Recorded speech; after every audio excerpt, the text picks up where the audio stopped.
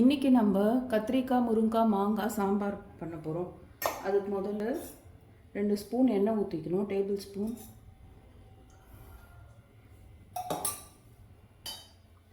காஞ்ச உடனே கடுகு உளுத்தம்பருப்பு போடணும்.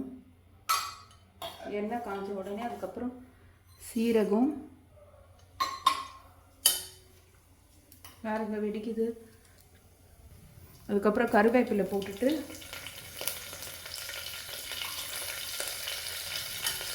நம்ம வெங்காயம் சேர்க்கணும். சேர்த்து நல்லா வரும்.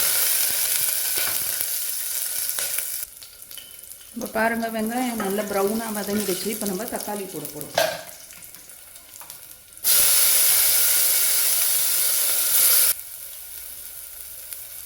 தக்காளியும் நல்லா வதங்கிடுச்சு பாருங்க, நல்லா மேஷ் ஆகிடுச்சு.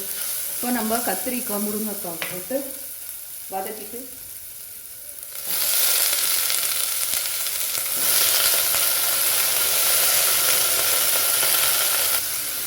பாருங்க, நல்லா வதங்கிட்டு இதில் மஞ்சள்தூள், மிளகாத்தூள், உப்பு போட போகிறோம்.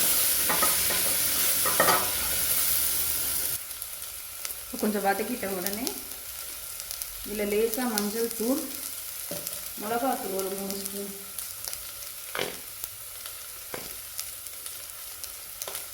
போட்டுட்டு உப்பும் போட்டுட்டு தண்ணி ஊற்றிட்டா நல்லா வேகும்.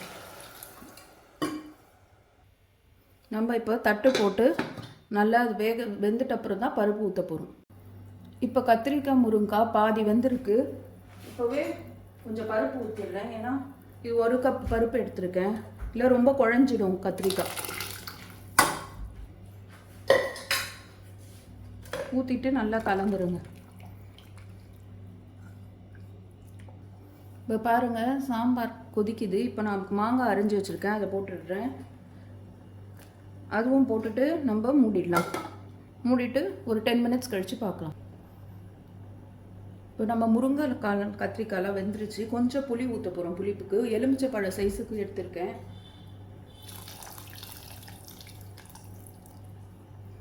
புளி கரைச்சி ஊற்றிட்டு கொத்தமல்லியும் போட்டு மூடி வச்சிடலாம். நம்ம மூடிட்டு